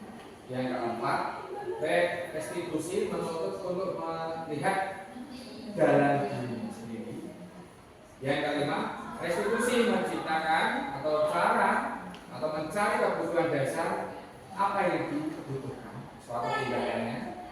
Yang keenam, restitusi dari diri adalah cara paling baik untuk memperbaiki diri. Yang ketujuh, restitusi fokus pada karakter bukan suatu tindakan. Ke-8, restitusi fokus pada solusi. Yang ke-9, restitusi mengembalikan murid yang berbuat salah pada kelompok. Dan yang di sini yang paling menarik di sini adalah ciri yang kedua. Institusi harus bisa fokus solusi. Siapa yang mengasih suatu solusi? Si anak tersebut sendiri yang memiliki Nah, di sini segitiga restitusi mau dimulai dari mana? Bebas, boleh. Tetapi dalam suatu segitiga restitusi sudah diatur. Yang pertama yang bagaimana? Stabilkan. Ini identitas. Apa yang Bapak Ibu guru lakukan di sini sudah jelas. Sudah saya tulis di sini. Setiap orang pasti pernah melakukan kesalahan, kamu bukan satu-satunya yang pernah melakukan ini. Itu namanya menstabilkan. Ya, menstabilkan yang namanya dari suatu permasalahan sih. Yang kedua, validasi tindakan yang salah. Bapak Ibu apa yang kita lakukan di sini? Nah, sudah jelas ini. Kamu tentu punya alasan mengapa kamu melakukan hal tersebut. Yang lagi, ada stimulus, ada respon. Ya kan? Terus, apakah cara yang lebih efektif untuk mendapatkan apa yang kamu butuhkan? Itu merupakan suatu solusi. Ya. Kebutuhanmu apa? Hubungannya dari suatu permasalahan. Itu sama saja kita menggali suatu kesalahan yang nantinya menimbulkan suatu solusi tersendiri bagi si anak. Bukan kita yang solusi. Begini. Ya, misal terlambat sekolah, jadi bangun harus pagi, subuh mandi berangkat, nah, kan, nanti sarapan di sekolah bisa. Itu namanya apa? Paksa. Sama saja peraturannya. Tetapi kalau kita menggunakan keyakinan, pasti keyakinan itu si anak bisa mendapatkan solusinya sendiri dari kesalahan yang dilakukan. Gitu. Nah, yang ketiga, menanyakan keyakinan. Nilai-nilai apa yang telah disepakati, ya, kamu ingin menjadi orang yang seperti apa, itu di dalam suatu menanyakan suatu keyakinan. Makanya di dalam suatu keyakinan ini, sebelum adanya permasalahan menyelesaikan menggunakan segitiga restitusi, kita harus membuat yang namanya keyakinan yang jadi. Buat keyakinan seperti apa, sepakati bersama. Kalau perlu keyakinan itu ditempel di tembok, ya kan? Kalau perlu tempel di tembok di bagian mana, ya kan? Di situ nanti kita tidak akan mengulangi lagi keyakinan-keyakinan setiap kita masuk kelas, tetapi kita sudah menunjukkan Ayo, keyakinan yang sudah kita sepakati harus bagaimana, ya kan? Nah, dari keyakinan di sini masalah anak, ya kan? Masalahnya apa? Apa yang dia langgar dari suatu keyakinan ini, ya kan? Dilanggar itu apa? Kedisiplinan atau bahkan suatu apa? Tidak saling menghormati, itu bisa terjadi, ya kan? Itu namanya suatu keyakinan. Ini namanya segitiga restitusi untuk memecahkan suatu permasalahan yang ada di lapangan. Siapa yang memiliki suatu masalah? Bapak Ibu guru dengan siswa. Mungkin ada siswa yang bandel, sisakan dengan yang namanya segitiga restitusi. Nah di sini bisa kita lihat yang namanya stabilkan itu. Nah, untuk membuat anak yang merasa gagal karena berbuat salah menjadi positif. Nah ini Bapak Ibu guru kata-katanya sama-sama bisa kita lihat. Berbuat salah itu manusiawi, mungkin ada Bapak Ibu guru juga dulunya sudah berbuat salah seperti apa, tidak mengecat atau memojokkan salah. Oh kamu itu salah, kan itu salah, ya kan? Tetapi memberikan suatu gambaran dengan gambaran pengalaman yang ada di dunia. Itu namanya stabil, menstabilkan ide. Ya. Yang berikutnya validasi tindakan yang salah di sini. Validasi tindakan yang salah. Ya. Di sini kata-kata Bapak Ibu guru untuk membuat siswa ya, lebih baik di dalam suatu tindakan atau kesalahannya di sini. Kamu bisa saja melakukan hal yang lebih buruk, tapi kamu tidak melakukan seperti itu. Itu namanya suatu pertanyaan. Berikut dulu. Izin doang, belum? Tidak apa-apa. Ya. Ya, silakan Pak Haji. Silakan. Ya. Yang berikutnya di sini ada kata-kata lagi, kamu pasti punya alasan mengapa. Ya kan? Dari kegiatan validasi tindakan yang salah itu seperti ini. Kamu boleh tetap berusaha menjaga sikap. Nah, terus yang terakhir ini, apakah kamu bisa melakukan dengan hal lebih baik besoknya lagi dari kesalahan itu? Oke, dari yang terakhir, kata-kata yang terakhir di sini, apakah kamu bisa melakukan dengan lebih baik besok? Dari kesalahan itu kita motivasi, ya, agar siswa itu mau untuk berbuat baik, tidak mengulangi yang namanya suatu kesalahan. Itu namanya validasi tindakan suatu kesalahan. Yang berikutnya, menanyakan keyakinan. Ini anak melihat keyakinan dihubungkan dengan norma-norma sosial kita yang berdasarkan manusia berinteraksi dengan orang lain. Ini menghubungkan dari keyakinan-keyakinan yang sudah kita sepakati. Nah, kata-kata guru yang bisa digunakan adalah suatu menanyakan suatu keyakinan. Di sini ada beberapa. Apa nilai yang kita percaya di kelas yang kita sepakati keyakinan tadi? Nilai-nilai universal apa yang telah kita sepakati tadi? Kelas ideal seperti apa? Kamu, nah ini yang terakhir. Ketika kamu melakukan itu, kamu menjadi orang yang seperti apa? Nah, ya. Itu memicu untuk anak memberikan suatu alasan atau suatu gambaran buat dirinya sendiri. Nah, ini dokumen pembuatan keyakinan kelas ya, Bapak Ibu guru. Saya ada beberapa keyakinan kelas di sini yang juga kita sepakati secara bersama. Ya, ini ada beberapa keyakinan yang ditandatangani oleh siswa-siswa untuk menyepakati di dalam sebuah keyakinan kelas. Itu. Nah, di sini saya mau tampilkan sebelum Bapak Ibu guru bertanya. Ya, mau saya tampilkan ada beberapa video untuk pada saat saya melakukan yang namanya segitiga restitusi. Monggo, kita saksikan secara bersama.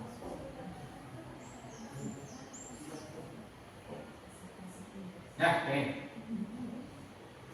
Apa Bapak Ibu? Ini ilustrasinya. Si anak tadi yang sudah saya berikan contoh dari di tengah-tengah atau di awal tadi, seorang siswa yang tidak mengumpulkan tugas. Ini namanya saya panggil sendiri karena namanya segitiga eksekusi, saya panggil sendiri. Saya tanya-tanya menggunakan segitiga eksekusi. Pemecahan masalahnya saya gunakan ini. Kita lihat secara bersama, monggo.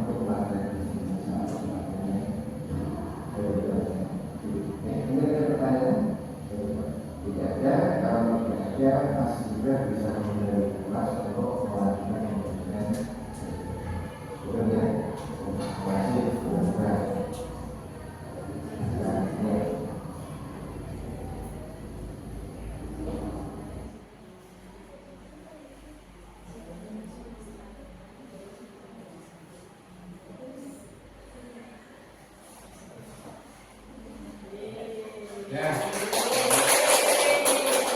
Nah, terima kasih Bapak Ibu. Itu aksi saya menggunakan pemecahan masalah siswa yang tidak mengumpulkan tugas, menggunakan yang namanya segitiga eksekusi. Ya. Nah, di sini Bapak bisa melihat dari video tadi, bahasa-bahasa yang saya gunakan itu kan tidak menekan kepada anak, tetapi lebih santai, mengobrol dan sebagainya. Si anak itu akan apa? Menimbulkan yang namanya solusi sendiri dari permasalahan tersebut, ya kan? Nah, terakhir, bagaimana cara saya melakukan motivasi kepada si anak dari kesalahannya itu? Nah, dari suatu terakhir itu kan saya mengatakan, oke, kalau kamu konsekuensinya adalah kalau tidak mengumpulkan hari ini, mau mengumpulkan saya pun mengumpulkan. Nah, motivasinya apa? Oke, kesalahan ini ya terjadi di pelajaran saya, tetapi pelajaran yang lain jangan sampai terulang. Karena apa? Di dalam suatu keyakinan kelas sudah kita sepakati, kita saling menghormati dan bertanggung jawab. Tanggung jawab mengumpulkan tugas. siswa kan itu. Saling menghormati apa? Kita menghormati oleh Bapak Ibu guru. Apa yang dikatakan oleh Bapak Ibu guru tugas apa? Nah itu menghormati sama saja dilakukan. Tidak langsung tidur dan sebagainya. Itu namanya video pada saat saya melakukan restitusi ya, mengenai tentang permasalahan siswa beradaptasi. Oke, itu sudah berapa tadi sudah saya terangkan. Mungkin dari Bapak Ibu guru ada semacam suatu pertanyaan. Boleh, monggo Bapak Ibu guru yang mau tanya silahkan. Tapi dengan cara angkat tangan dan nanti pertanyaannya silahkan untuk berdiri. Yang lain mendengarkan. Silakan, monggo. Siapa yang mau bertanya? Saya Pak Lala. Oke.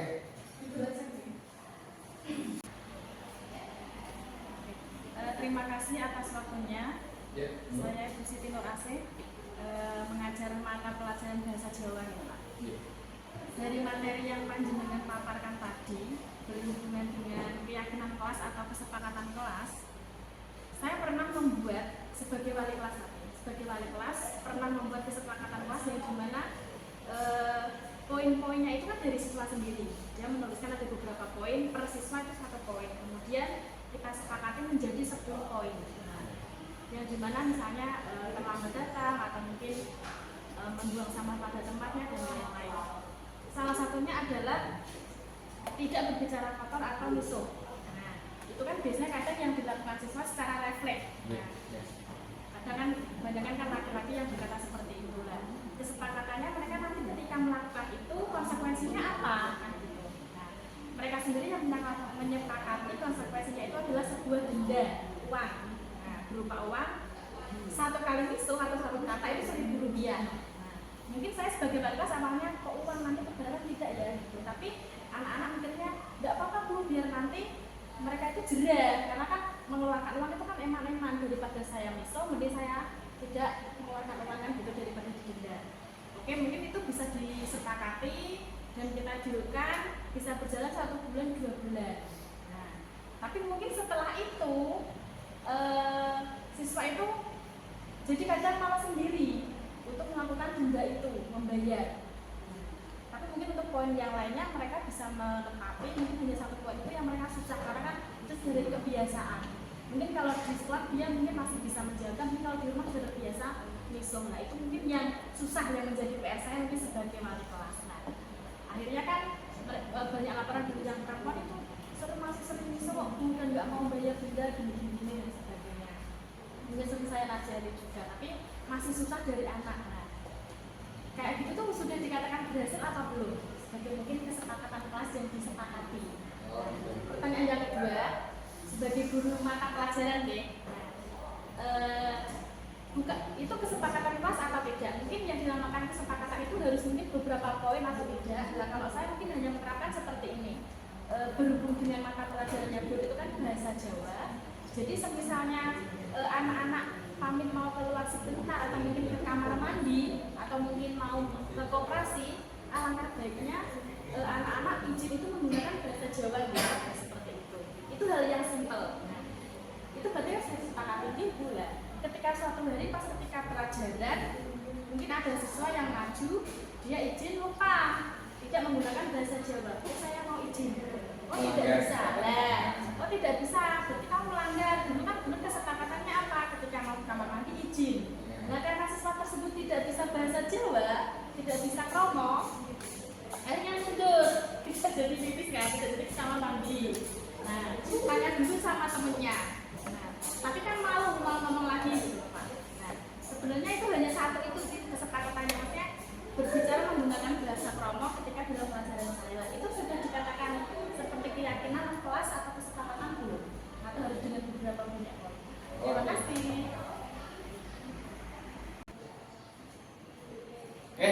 Terima kasih Bu Nur. Bu Nur itu ada pertanyaan dan juga ada untuk berbagi, ya kan? Berbagi suatu pengalaman yang sudah Bu Nur lakukan pada saat ada 2, ya. Yang pertama yang saya tangkap, apakah sudah keyakinan itu berdasar atau tidak pada saat di kelas?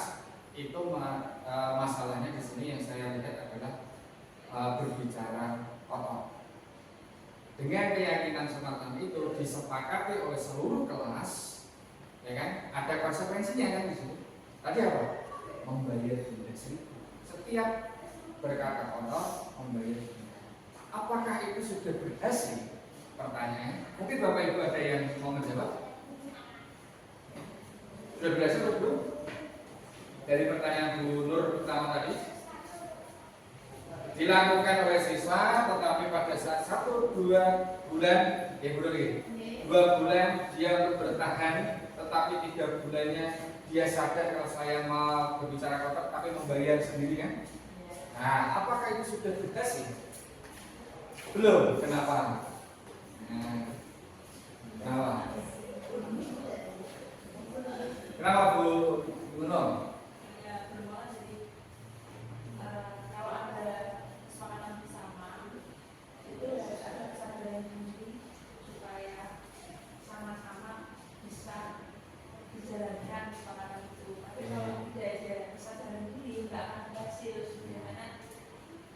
Bayar 1.000, 2.000 itu mungkin bisa 1 bulan, 2 bulan, 2 bulan aja. Setelah itu mungkin membayar lagi kalau memang itu sudah jadi kebiasaan.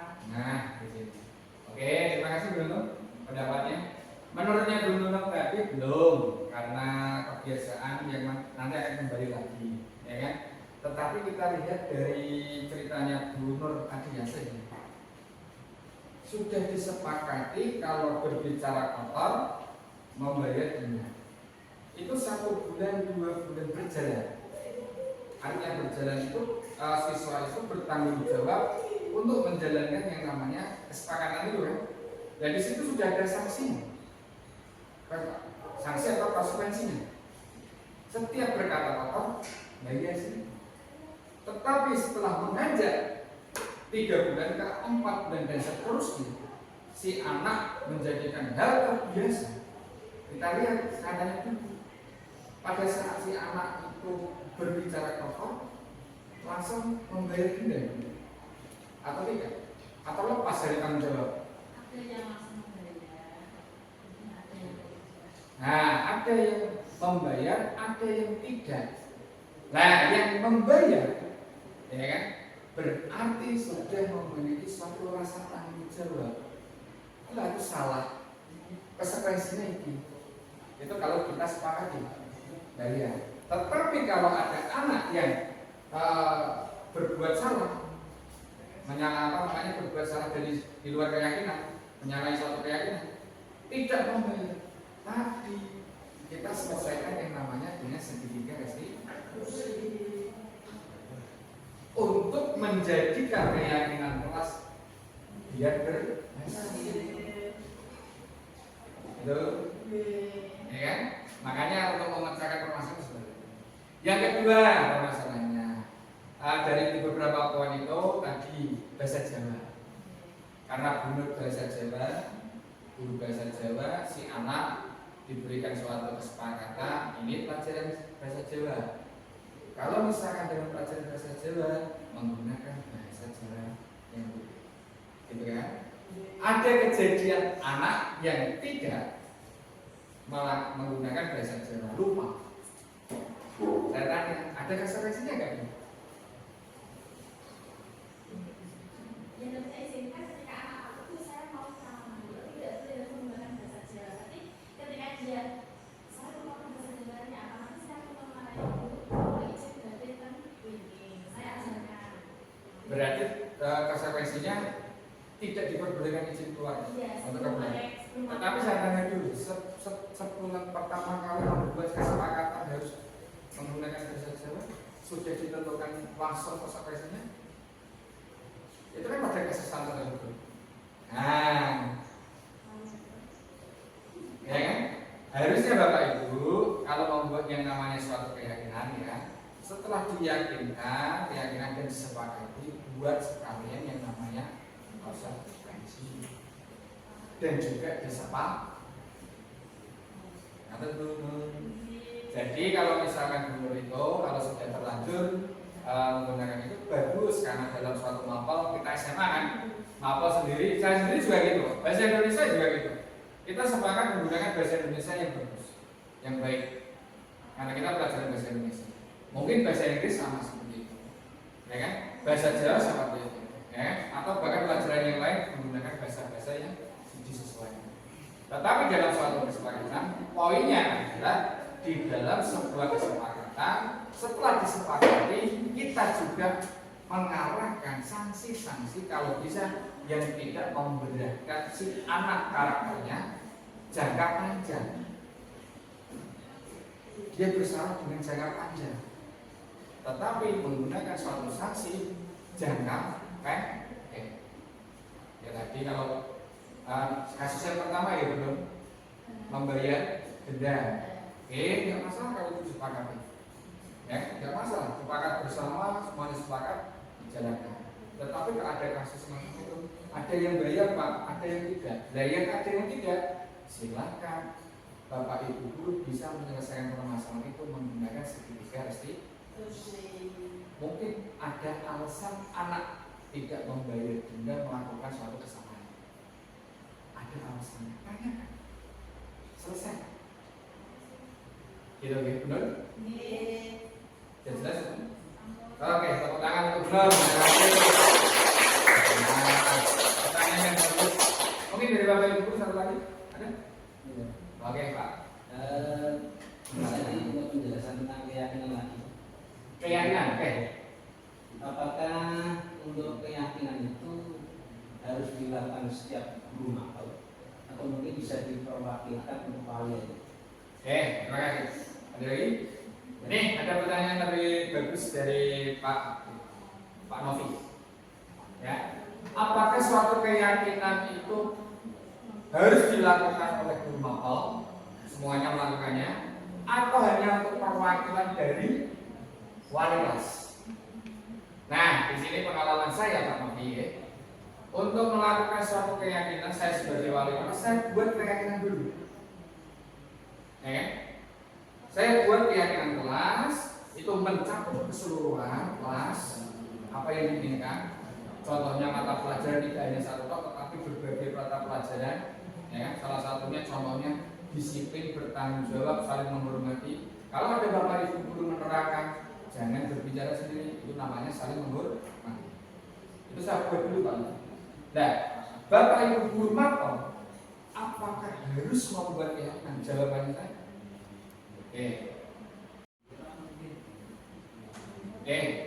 Apakah Bapak Ibu guru makom harus membuat suatu keyakinan? Harus. Harus. Kenapa? Keyakinan itu digunakan dalam kelas itu untuk mapelnya. Tetapi di sini, kalau misalkan Pak Novi melihat keyakinan wali kelas, kok sudah mencakup, apakah bisa menggunakan keyakinan dari wali kelas itu? Bisa. Oh, ini sesuai keyakinan. Ini yang sudah diyakini oleh wali kelas ya. Oke. Bagaimana kalau untuk pelajarannya Pak Novi kali ini keyakinannya sama seperti itu? Siapa yang setuju? Diyakinkan lagi, sepakati lagi. Berarti ada dua sepakatan kalau menggunakan keyakinan yang sudah dibentuk oleh wali.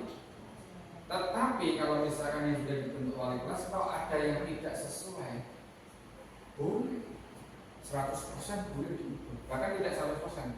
Saya kasih 200%, 500% dulu untuk pelajarannya Pak. Itu. Ada Pak Novi? Jelas? Ya, tepuk tangan untuk Pak Novi. Mungkin ada pertanyaan? Tidak. Tidak. Kalau tidak, dari kegiatan ini saya mau satu orang untuk berdiri untuk refleksi. Ya Pak. Amir. Nah, refleksinya adalah hari ini yang didapat itu rasanya bagaimana, ya kan? Terus apa saja yang didapat pada hari ini? Silakan Amir. Yang lain, satu orang menggunakan refleksi sebelum saya tutup. Nah, mungkin Bu Dini, ya?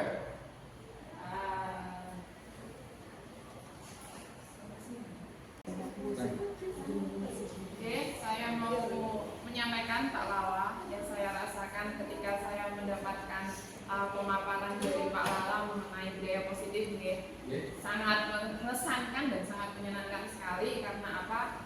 Di dalam yang dipaparkan oleh Pak Lala tadi itu sangat menginspirasi saya. Karena di sini saya yang awalnya posisi saya mungkin sebagai penghukum, mungkin sebagai pemberi rasa bersalah. Di sini saya ternyata ada kekeliruan. Nah, dari sini saya bisa, oh ternyata saya itu bisa jadi teman untuk siswa, bisa jadi pemantau, bahkan bisa menjadi manajer supaya anak menjadi lebih mandiri mencari solusinya sendiri. Itu sangat mengesankan sekali yang saya dapatkan. Tadi saya mendapatkan ilmu yang banyak sekali dari Pak Lala. Terima kasih untuk pemaparannya pada hari ini. Semoga tidak hanya bermanfaat untuk saya, tapi teman-teman yang lain juga. Seperti itu. Terima kasih Bu Dini, tepuk tangan untuk Bu Dini. Oke, terima kasih Bapak Ibu Guru untuk meluangkan waktu pada hari ini. Sebelum saya tutup, saya memberikan satu penguatan nih untuk Bapak Ibu Guru.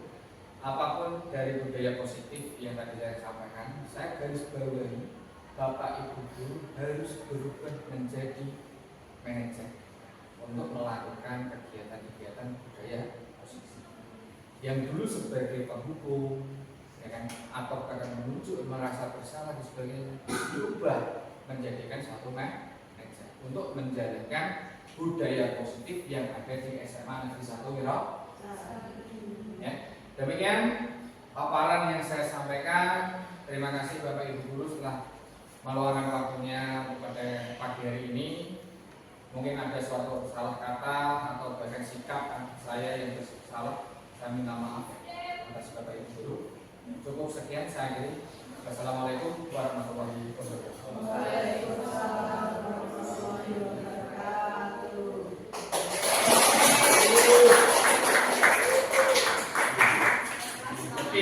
Ikut testimoni kegiatan diseminasi budaya positif yang saya lakukan dari dua rekan guru. Mari kita saksikan secara bersama. Selamat pagi, Assalamualaikum warahmatullahi wabarakatuh. Saya Saudara Yuni, guru dari Prakarya dan Kewirausahaan SMA Negeri 1 Wirosari. Di sini saya akan memberikan testimoni mengenai diseminasi dari Bapak Lala, di mana tadi sudah dipaparkan mengenai banyak materi yang bermanfaat bagi saya tentunya dan sangat menarik. Di mana di sini nanti saya sudah mengetahui mengenai keyakinan kelas, 5 posisi kontrol, dan dari materi yang sudah disampaikan, yang sudah diberikan kepada kami di tempat kerja itu sangat bermanfaat bagi saya dan teman-teman, tentunya mendapatkan budaya yang lebih positif ya. Saya bisa menjadi mengetahui bagaimana untuk mengatasi siswa yang bermasalah, tentunya menjadi manajer yang baik untuk para siswa. Oke, sekian, terima kasih. Wassalamualaikum warahmatullahi wabarakatuh. Selamat siang, saya Ibu Siti Nur Asih, mengajar mata pelajaran Bahasa Jawa SMA Negeri 1 Wirosari. Dari diseminasi yang dilakukan oleh teman saya, yaitu Pak Raufik Lala Himawan, bahwa sangat menambah pengetahuan dan pengalaman saya sebagai pendidik yang mengajarkan siswa tentang budaya positif dan bagaimana cara mengatasi siswa ketika bermasalah, yaitu kita atasi dengan menggunakan segitiga restitusi. Jadi dalam diseminasi ini sangat bermanfaat sekali ilmunya untuk saya dan teman-teman saya, dan semoga ilmunya akan bisa kami terapkan dalam ketika proses kita mengajar di kelas. Terima kasih. Berikut pembuatan keyakinan kelas yang saya lakukan. Mari kita saksikan secara bersama. Ya. Oke, Assalamualaikum warahmatullahi wabarakatuh. Selamat siang semuanya. Gimana pada hari siang hari ini? Masih semangat untuk belajar? Yakin ya, untuk semangat ya. Oke. Kesempatan kali ini saya mau memberikan mengenai tentang peraturan dan keyakinan. Apa bedanya peraturan sama keyakinan? Masih masih pernah mendengar yang namanya peraturan? Nah, masih? Nah, contohnya yang ada ditempel di tembok-tembok di depan lorong-lorong itu merupakan suatu peraturan, ya kan? Artinya peraturan itu yang sudah dibuat, tetapi kita harus mentaati, ya kan? Tetapi berbeda dengan yang namanya keyakinan. Keyakinan itu merupakan suatu apa yang kalian inginkan, ya, inginkan. Nah, itu munculnya dari situ. Yang kita inginkan seperti apa untuk dalam suatu kelas ini, entah itu mengenai dari pembelajaran, aspek dari perlengkapan kelas, atau bahkan dari teman-teman kita, ya kan? Itu nanti kita kumpulkan jadi satu, menjadikan suatu keyakinan dan kita kesepakati bersama. Nah, kesepakatan bersama itu menjadikan hal budaya positif yang memberikan suatu karakter buat kalian untuk mentaati dan bertanggung jawab atas keyakinan yang kita sepakati secara bersama. Paham itu ya? Nah, untuk itu Pak Lala di sini saya mau ingin membangun yang namanya keyakinan. Nanti saya bagi satu persatu, tulis saja keyakinannya apa seperti apa di sini, ya kan? Nanti setelah itu kita bacakan satu persatu, kita tempel sesuai dengan dikelompokkan masing-masing, gitu ya. Dan nanti kita kesepakati secara bersama keyakinan apa yang kita muncul dari keinginan kalian. Paham itu? Nah, kita tolong bagi-bagikan ke belakang. Ya.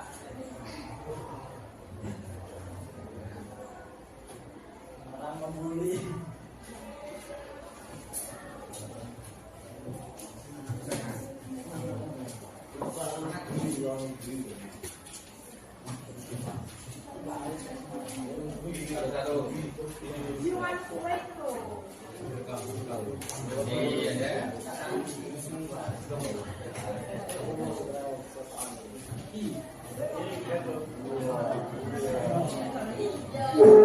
Sudah? Yang sudah dapat kertas berwarna kuning, ya, silakan, atau berwarna yang lain, sahabatnya ini. Silahkan tulis keyakinan kalian masing-masing. Saya beri waktu 5 menit dari sekarang yang sudah dapat.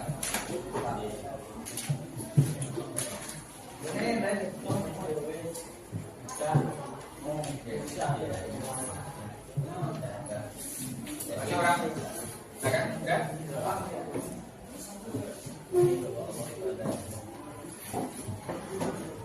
Ya.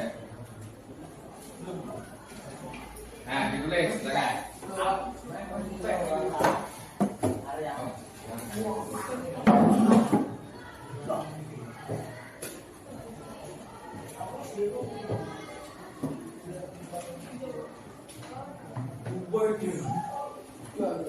Sudah ditulis? Siapa yang sudah? Mana?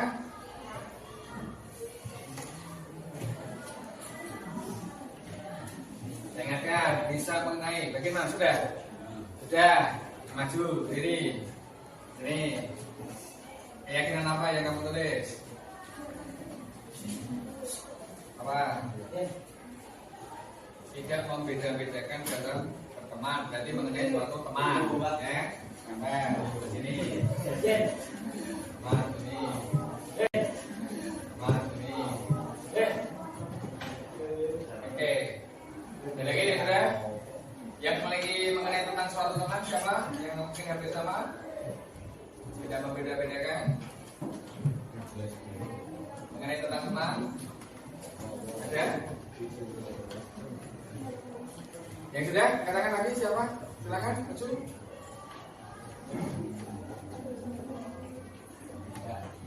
Sudah? Sudah, apa? Dibaca. Tidak boleh makan dalam jam pelajaran. Apa ini yang kedua? Ini ya. Nah. Ya? Apa?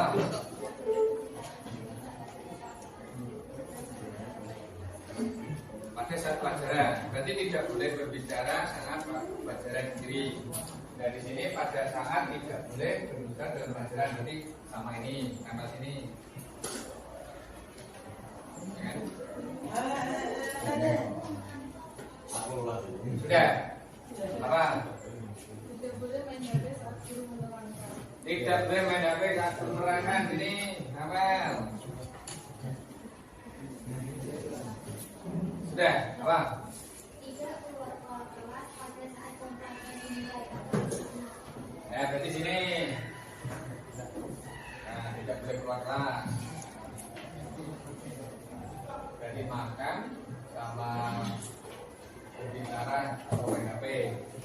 Sudah, Mbak? Apa? Nah, sini bawahnya HP. Bawah sudah? Sudah? Apa? Tidak boleh main HP. Ya sini berarti HP sama HP-nya. Sekarang yang HP, mengenai tentang HP tidak boleh main HP angkat tangan. Ada enggak? Yang sama mungkin.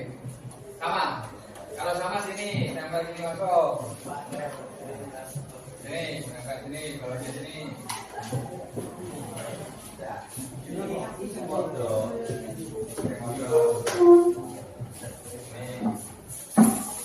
Terus yang sama dengan tidak boleh berbicara pada saat guru menerangkan, karena ini siapa Mas?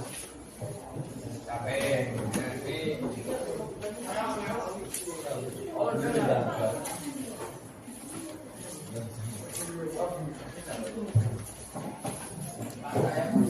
tidak boleh makan. Ada? Makan? Dalam pelajaran sini.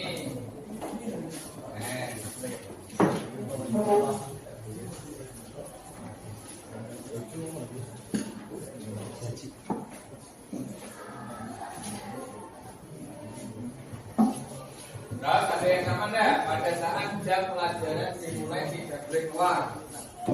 Ada? Ini.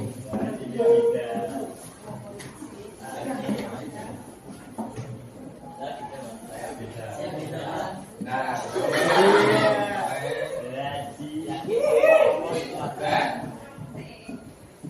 tidak membeda-bedakan mengenai tentang suatu teman, tidak membeda-bedakan teman, ada? Nih.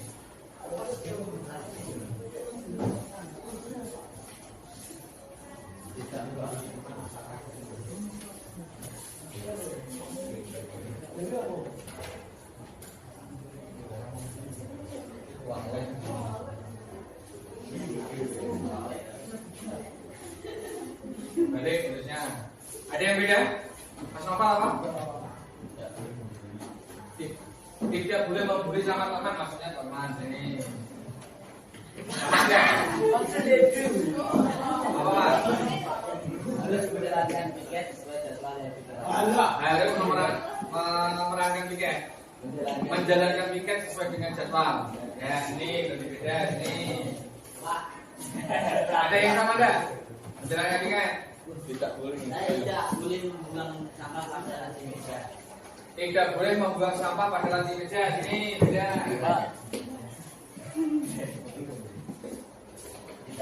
Ada yang sama? Apa, Mbak?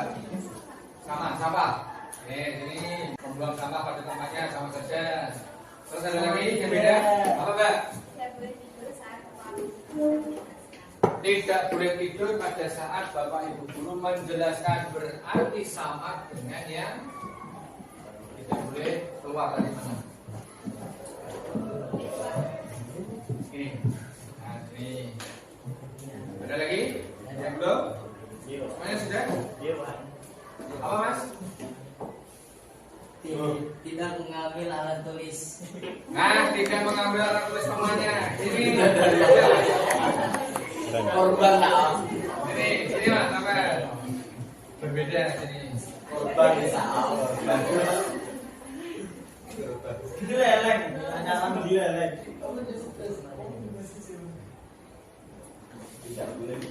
Sudah semuanya? Sudah ditaruh semuanya? Ada yang belum? Sudah ya?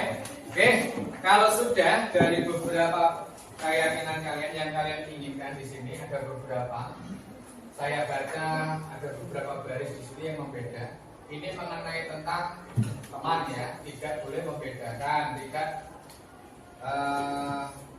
boleh melakukan kekerasan. Terus ini yang kembali tidak boleh membuli antar teman, tidak boleh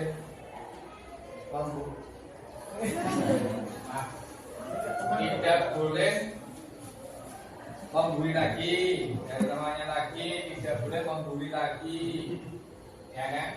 Dilarang membuli teman. Berarti kalau kita melarang membuli teman, kalimat menjadikan kalimat positif yang menjadikan suatu keyakinan.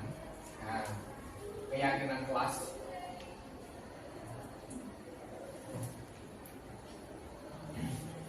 Ya kan?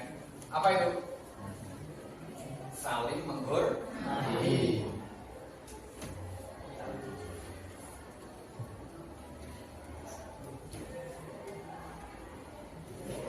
Saling menghormati dan saling menghargai.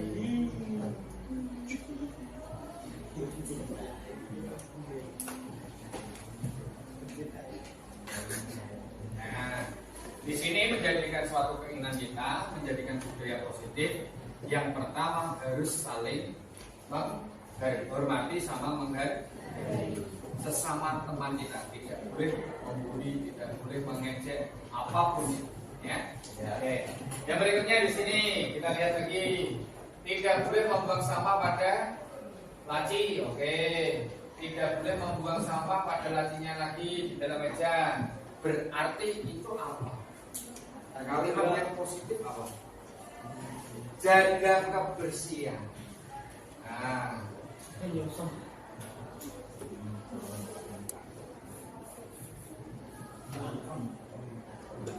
jaga kebersihan. Kita harus menjaga kebersihan dari kelas kita untuk dalam pembelajaran itu biar agak nyaman. Ya. Berikutnya di sini disiplin waktu, tidak keluar, ya kan? Pada saat jam pembelajaran tidak boleh ke kantin, pada saat jam pelajaran tidak boleh ke kantin lagi. Tadi yang jatuh apa nih? Nah, dilarang keluar kelas pada saat jam pelajaran, tidak boleh tidur pada saat jam pelajaran, ya kan? Menjalankan piket oke. Kebersihan kelas tadi sudah ya, kebersihan kesadaran. Nah, itu nanti kalimat positifnya apa? Tidak boleh meninggalkan jam pelajaran. Saling menghormati masuk, ya kan? Tetapi kita harus bertanggung jawab. Nah.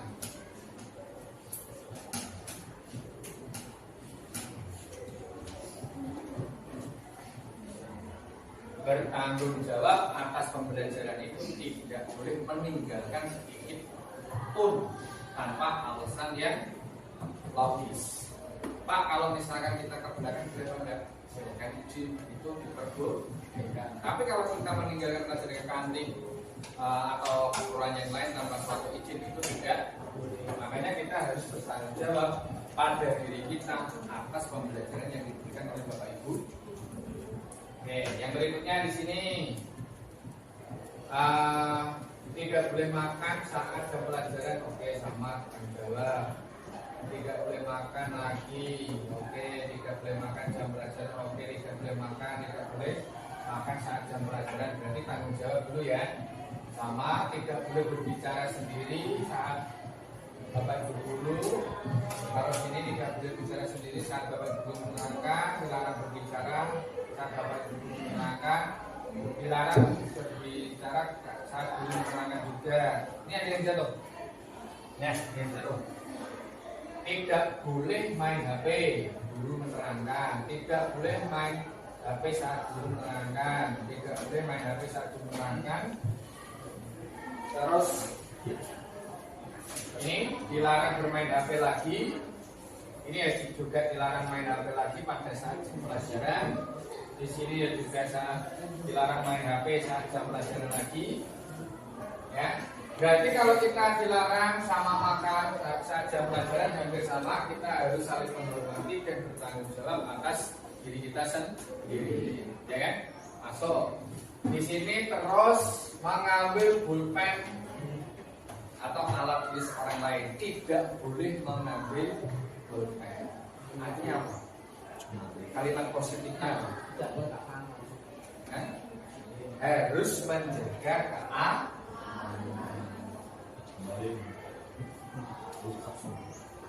Dan kenyang.